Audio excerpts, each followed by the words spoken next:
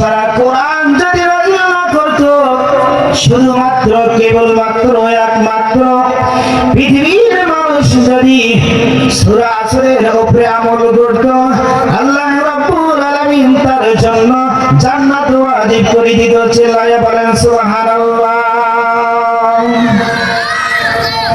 সর্বপ্রথম সেই মহান রব্বুল আলামিনের দরবারে শুকরিয়া আদায় করি যে আল্লাহ সুবহানাহু ওয়া তাআলা আমাদেরকে ভালোবেসে মহব্বত করে নির্বাচিত করে অত্যন্ত স্নেহ করে বাছাই করে আমাদেরকে এখানে নিয়ে আসছেন। এই জন্য দিল এবং জবান থেকে উচ্চ আওয়াজে ঈমানি আওয়াজে দিল উজাড় করে অন্তর থেকে বলি আলহামদুলিল্লাহ। সেই মহান মানবের প্রতি দরুদ পাঠ করি যার মাধ্যমে আল্লাহ রাব্বুল আলামিন পৃথিবী সৃষ্টি করেছেন, যার মাধ্যমে আমরা দ্বীন পেয়েছি, ইসলাম পেয়েছি, কোরআন পেয়েছি, এই সুন্দর পরিবেশ পেয়েছি। তেনার প্রতি সংক্ষিপ্ত আকারে মান উজাড় করে খুশি মনে আওয়াজ দিয়ে এক সুরে এক আওয়াজে বলি সাল্লাল্লাহু আলাইহি ওয়াসাল্লাম। মুহতারাম হাজিরিন, আমাদের যুবক ভাইরা আজকে তাফসীরুল কোরআনের মাহফিলের আয়োজন করেছেন। কোরআনের কথা হবে, হাদিসের কথা হবে, একটা মজমার ব্যবস্থা করেছেন। এতে আপনারা খুশি না বেজার? জোরে বললেন না, আওয়াজ হলো না কেন? খুশি? যদি খুশি হয়ে থাকেন তাহলে আওয়াজ দিয়ে আরেকবার বলেন আলহামদুলিল্লাহ, আরেকবার বলেন আলহামদুলিল্লাহ। আমরা দেখতে পাই বিকাল বেলায় মাথার উপর দিয়ে পাখির ঝাঁক উড়ে যায়, যায় কিনা? বিকাল বেলায় দেখা যায়। আমরা যখন থাকি মাঠে ঘাটে মাঝে মধ্যে দেখা যায় মাথার উপর দিয়া কিছু পাখি দল বেঁধে যাইতেছে, উড়ে উড়ে যাইতেছে, ঠিক কিনা?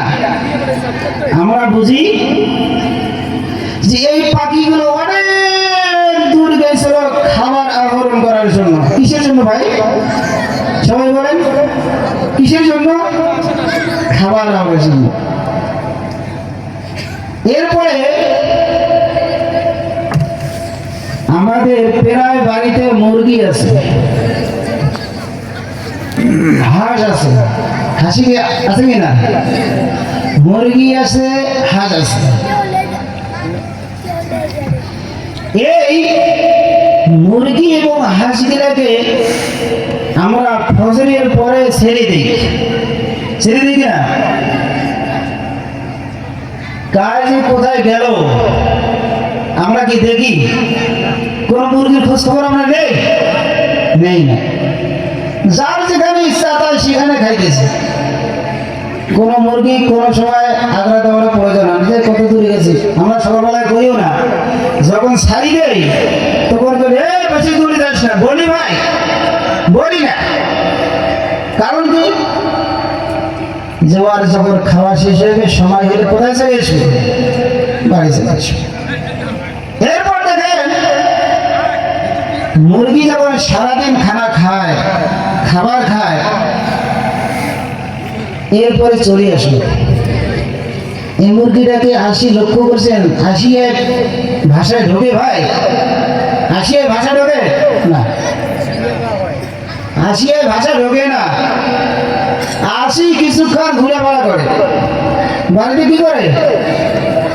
একটু ঘোরাফেরা করে। এর দ্বারা মালিক কি বোঝা জানেন? যে মালিক যে দেখো আমি সকালবেলায় চলে গিয়েছি, যে কয়জন আমরা চলে গিয়েছি, যে কয়জন সদস্য আমরা গিয়েছি, আমরা ওই কয়জন এখানে আছি কি নাই এইটা জানার জন্য মুরগি হাঁস কি করে? বাড়িতে এসে ঘোরাফেরা করে, করে কি না? ভাই এই কথা মিলা মনে হয় আপনারা বলতেছেন যে কি কয়েছে এখানে কি কয়েছে।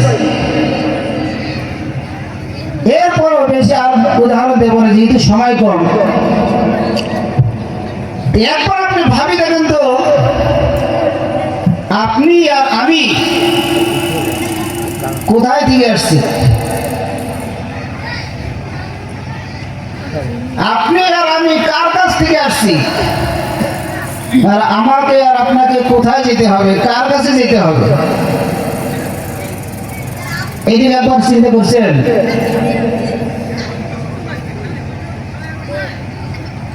আমাদেরকে আমাদের মালিকের কাছে যাইতে হবে, যে মালিক আমাকে সৃষ্টি করেছেন, যে মালিক আমাকে দুনিয়া পাঠিয়েছেন, সেই মালিকের কাছে আমাদেরকে ফিরে যেতে হবে। তাহলে সেই মালিকের কাছে যদি আমরা ফিরে যাই, তাহলে আমাদেরকে কি নিয়ে যেতে হবে? কি নিয়ে যেতে হবে? অবশ্যই আমাদেরকে ঈমান নিয়ে যেতে হবে। আমাদের ঈমান যদি ঠিক না থাকে, তাহলে মালিকের ওখানে যে লাভ আছে, লাভ আছে? কোনো লাভ নেই। এই জন্য সর্বপ্রথম আমাদেরকে ঈমানটা ঠিক করতে হবে। ঈমান কিভাবে ঠিক করব?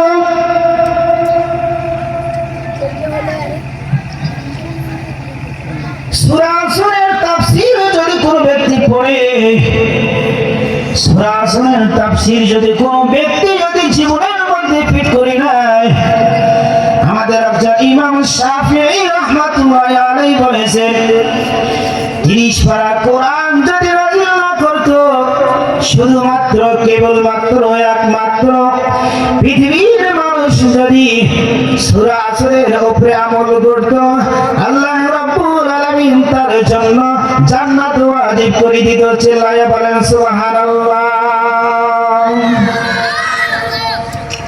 প্রিয় ভাই আমার,